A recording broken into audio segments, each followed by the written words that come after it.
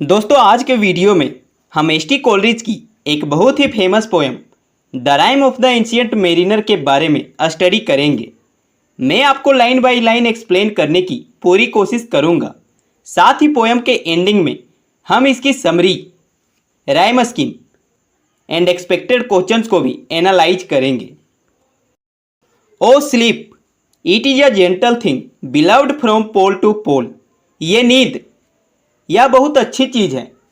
चाहे हम पोल टू पोल बात करें, उत्तर ध्रुव से लेके दक्षिणी ध्रुव तक, पृथ्वी के किसी भी कोने में चले जाओ, नींद सभी को प्यारी लगती है। To Mary queen the praise be given, she sent the gentle sleep from heaven that slid into my soul. यह क्वीन मेरी नहीं मेरे पास भेजा होगा। मैं काफ़ी ज़्यादा थक गया था। अल्बेट्रास बर्ड को मारने के कारण मेरे ऊपर पाप का बोझ लदा हुआ था, लेकिन मदर मेरी ने मेरे ऊपर अपनी दया दिखाई। उन्होंने स्वर्ग से मेरे लिए नींद भेजा था, जो मुझे काफ़ी ज़्यादा प्यारा लगा और मैं नींद में चला गया। मेरी आत्मा अब काफ़ी ज़्यादा अच्छी लग रही थी। मुझे अंदर तक खुशी हो रही थी कि मदर मेरी ने मेरे लिए इतना कुछ किया, तो उनकी प्रशंसा करना तो बनता है। The silly buckets on the deck That had so long remained। मेरे इस जहाज की छत पर कुछ लकड़ी की बाल्टियां रखी थी, जो कि काफ़ी टाइम से बिना पानी के होने के कारण ये सब बेकार हो गई थी। आई dreamed that they were filled with due and when I अवोक it रेन्ड। तभी मैंने सपने में देखा ये जो लकड़ी की बाल्टियां पड़ी थी, जो बेकार थी, वह ओस की बूंदों से भर गई है। एंड जब मैं जगा तो सच में बारिश होने लगी। शायद भगवान ने मुझे मेरे कर्मों की सज़ा देने के बाद मुझे माफ़ कर दिया था।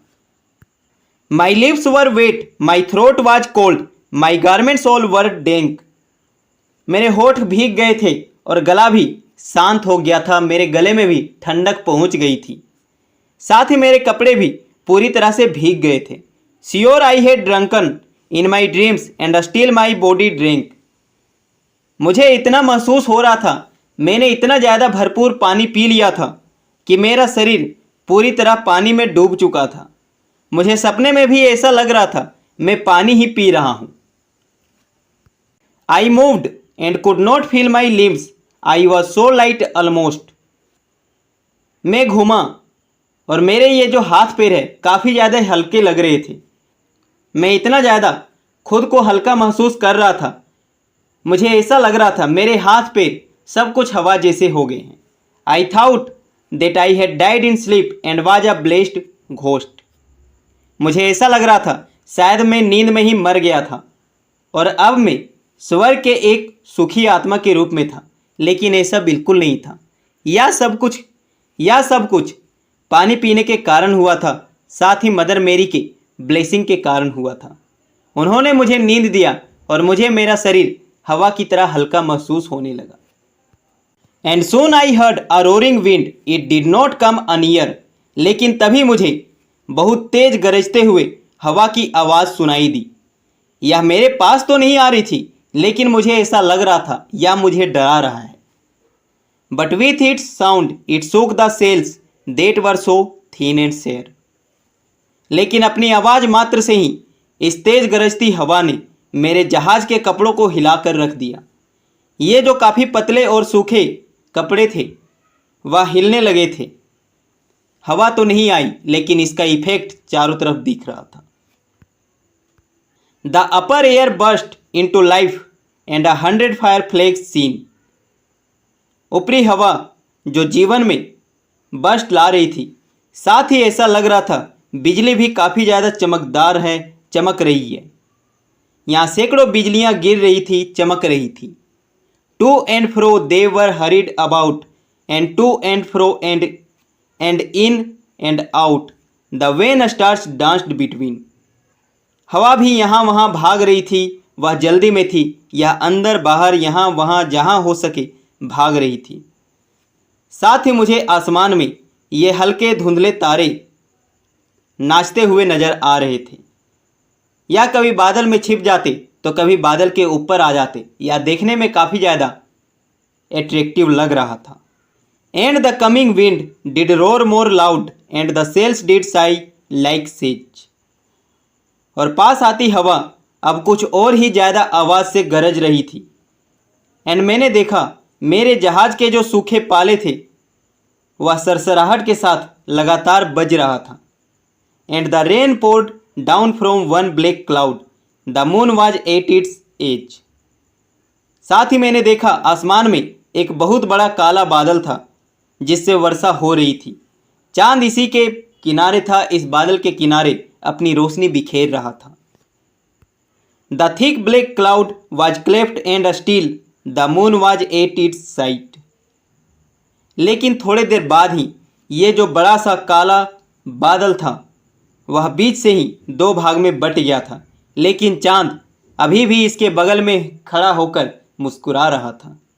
Like water shot from some high crag, the lightning fell with never a jag, a river steep and wide. ऐसा लग रहा था कि किसी सीधी ऊंची चीज़ से लगातार वर्षा हो रही है, पानी गिर रही है।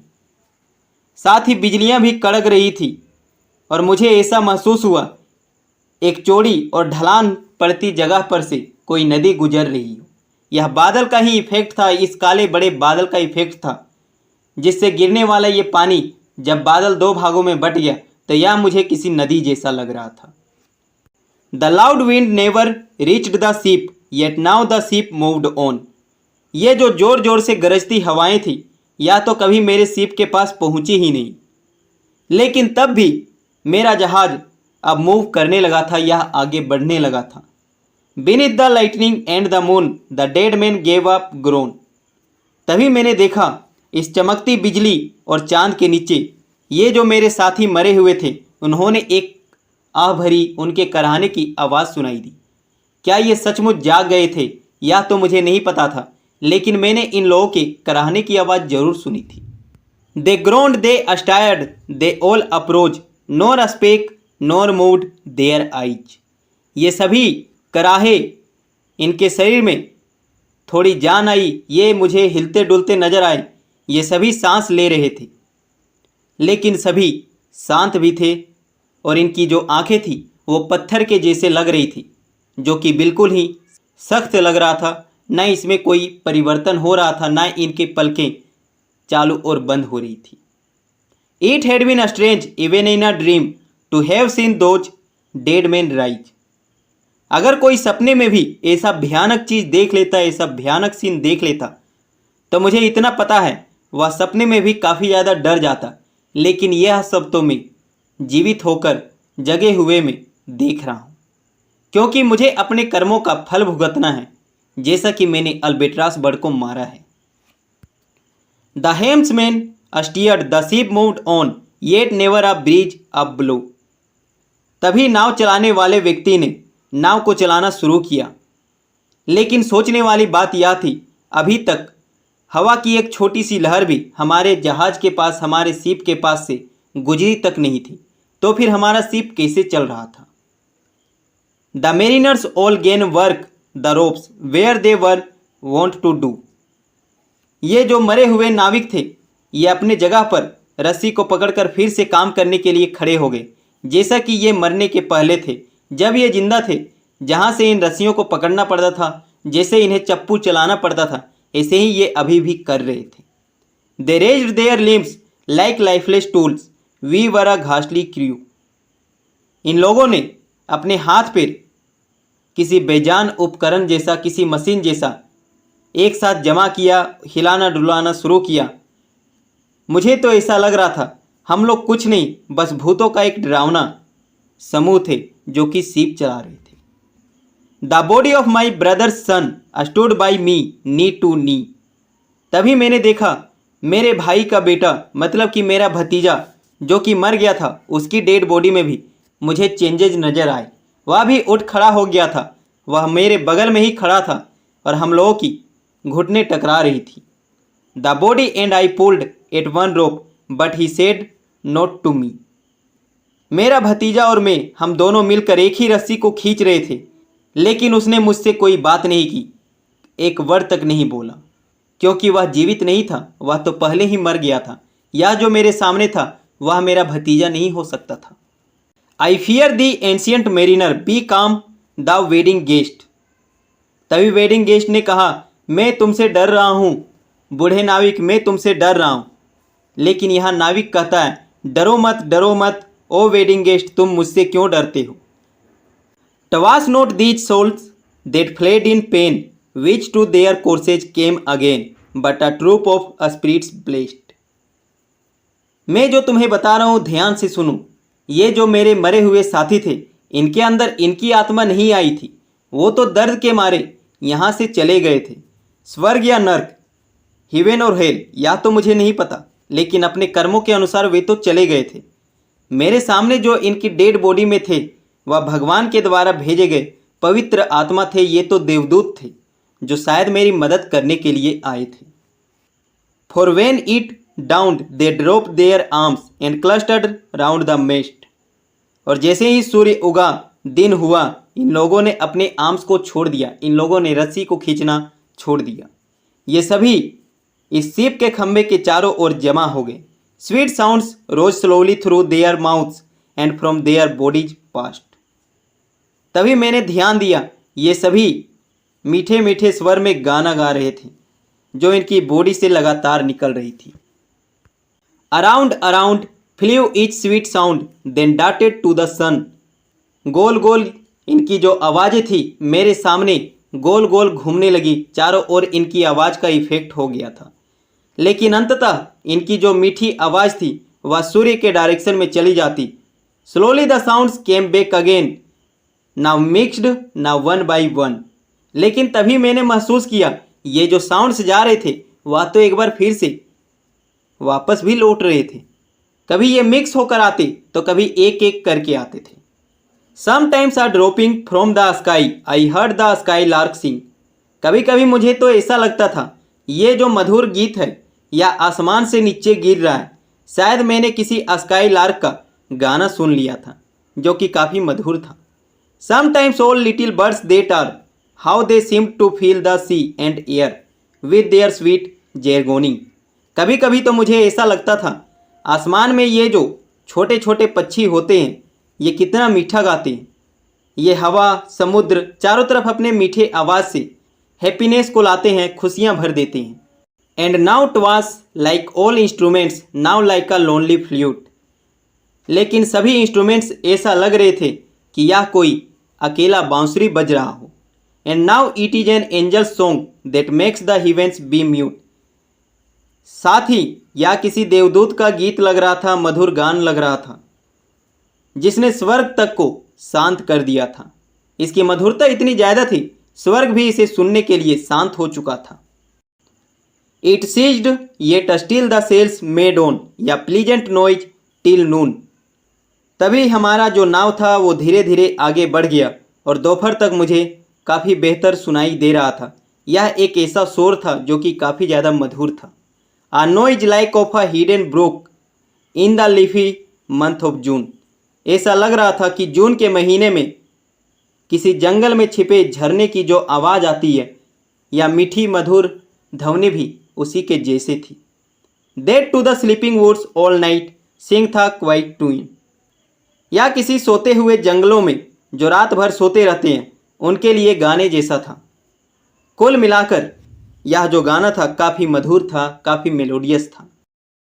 Till noon we quietly sailed on yet never a breeze did breathe.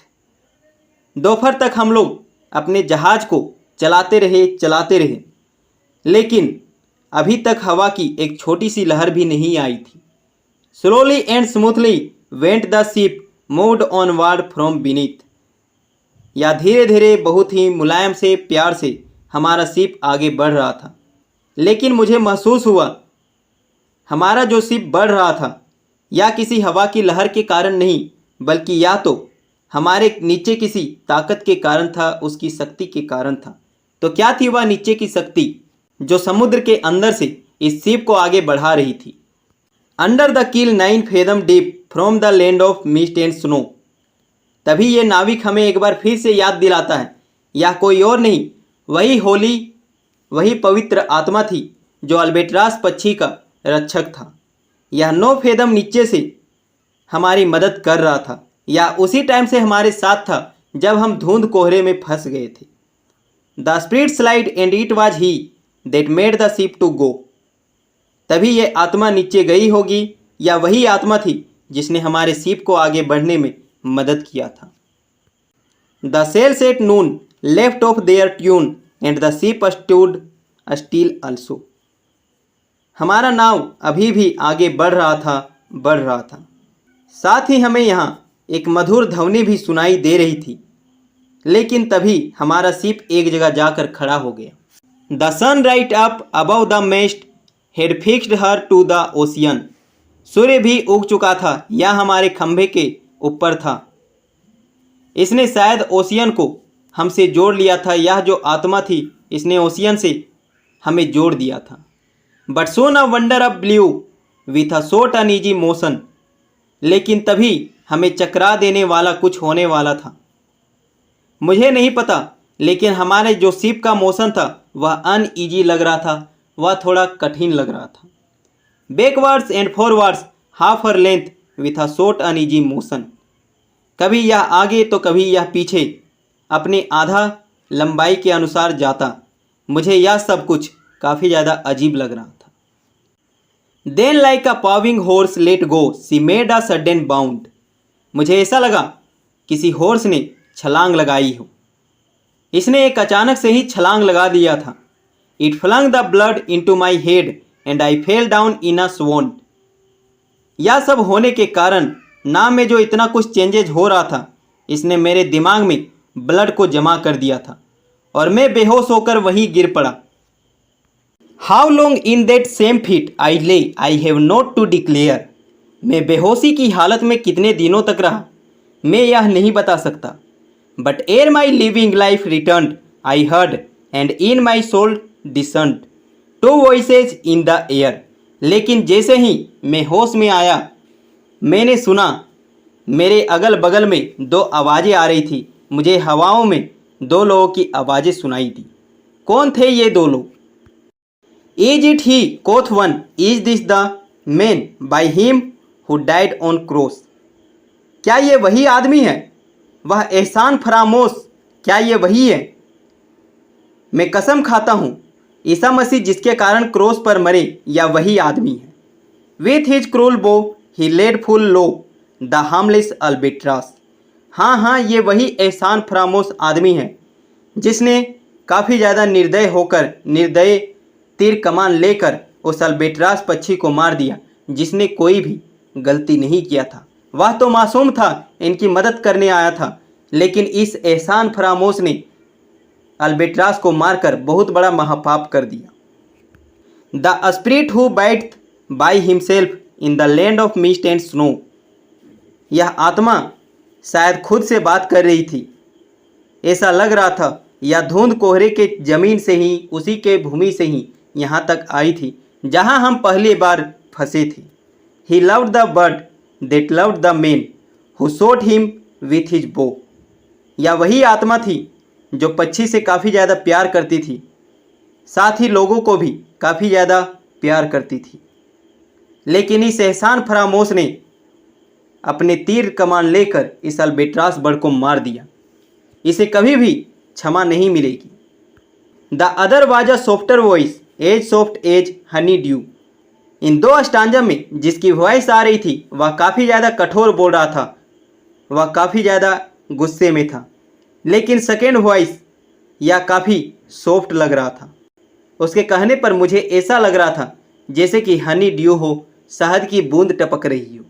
इसकी आवाज़ से मुझे शहद जैसी कोमलता महसूस हो रही थी। Quoth he the man hath penance done and penance more will do.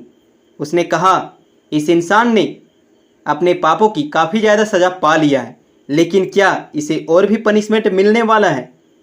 Well, यह सब जानेंगे हम इस वीडियो के नेक्स्ट पार्ट में। वैसे आप खुद से भी इस पोएम को रीड कर सकते हैं।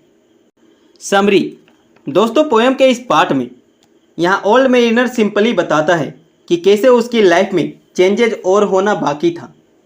अब ये जो डेड बॉडी पड़ी थी, इनके जो दोस्तों की डेड बॉडीज़ थी, उनमें कराहने की आवाज़ आती है। वे सभी नींद से जागते हैं। ऐसा लगता है लेकिन रियलिटी यह थी, उनकी डेड बॉडी में भगवान ने अपने देवदूतों को भेजा था।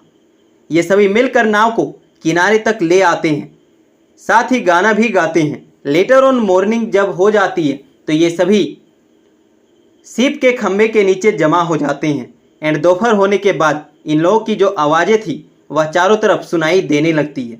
ऐसा लग रहा था इनका जो मेलोडियस सॉन्ग था, मधुर गीत था, वह सूर्य की ओर जा रहा था एंड वहाँ से रिटर्न भी होकर आता था। लेकिन जब यह साउंड रिटर्न होकर आता था तब यह मिक्स होकर तो कभी सिंगल में आता था, जैसा कि ये सभी गाते थे। लेटर ऑन इस शिप में काफ़ी ज़्यादा हलचल होती है, या कभी आगे तो कभी पीछे बढ़ता है, जिसके कारण हमारा ओल्ड मेरिनर बेहोश हो जाता है। उसे पता नहीं वह कितने टाइम बाद फिर से जगता है, लेकिन उसे दो लोगों की वॉइस सुनाई पड़ती है, जिसमें से एक वॉइस काफ़ी ज़्यादा गुस्से में था। वह कहता है यह वही पापी आदमी है जिसने अल्बेट्रास बर्ड को मारा था। वहीं जो दूसरा वॉइस था वह हनी जैसा स्वीट था। वह बोलता है इसने काफ़ी कुछ झेल लिया है, लेकिन शायद इसे और भी पनिशमेंट मिलना बाकी है। राइम स्कीम फर्स्ट स्टांजा के अकॉर्डिंग यहाँ लास्ट वर्ड्स में इंक्लूडेड है थिंग, पोल, गिवन, हिवन, सोल। यहाँ पोल एंड सोल का राइम स्कीम सेम होगा बी। गिवन एंड हिवन का राइम स्कीम सेम है सी। एंड थिंग इन सबसे डिफरेंट है, देन इसका राइम स्कीम ये कंसीडर करेंगे। इस टाइप से इस स्टांजा का राइम स्कीम ये भी सी बी होगा। जस्ट लाइक इस स्टांजा के आपको भी नेक्स्ट स्टांजा का राइम स्कीम कमेंट करना है। Expected questions critically analyse how the arrival of sleep and rain in the beginning of part 5 symbolises a spiritual relief and the restoration of nature.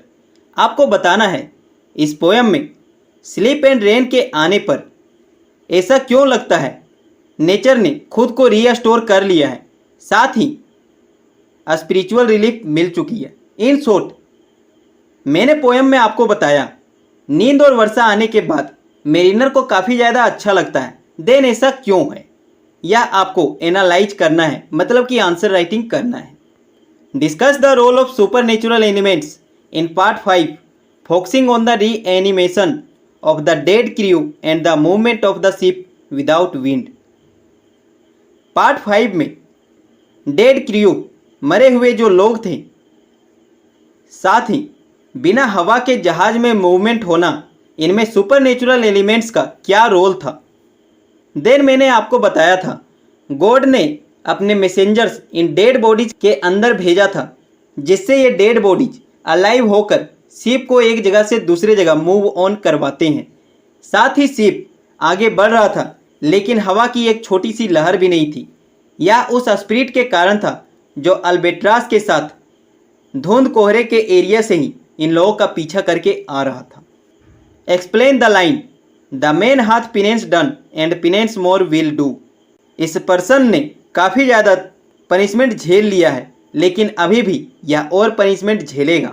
इसका क्या मतलब है। Examine the dialogue between the two voices at the end of the poem in the light of the Christian theology of sin, suffering and redemption. Christian theology के according, Christian धर्म के अनुसार यहाँ जो ये दो वॉइस सुनाई पड़ रहा था, इनके बीच का डायलॉग पाप, तकलीफ और मुक्ति, इन सभी को कैसे दर्शाता है। देन मैंने आपको बताया था फर्स्ट वॉइस कहता है यह काफ़ी ज़्यादा एहसान फरामोश पर्सन है जिसने अल्बेट्रास बर्ड को मार दिया, जो कि काफ़ी ज़्यादा अच्छा था, हेल्पफुल था, या तो इन लोगों की मदद करने आया था, लेकिन इस एहसान फरामोश पर्सन ने उसका मर्डर कर दिया। But later on second voice कहता है इसे इसके कर्मों की सज़ा मिल चुकी है और आगे इसे और भी पनिशमेंट मिलेगा। दोस्तों, हमेशा की तरह एक बार फिर से कहूँगा, आपको सभी क्वेश्चन के आंसर नहीं राइट करने हैं। एटलीस्ट 2 क्वेश्चंस का आंसर राइटिंग तो आपको ज़रूर प्रैक्टिस करना चाहिए, जिससे आपको बैचलर एंड मास्टर्स में हेल्प मिल सके।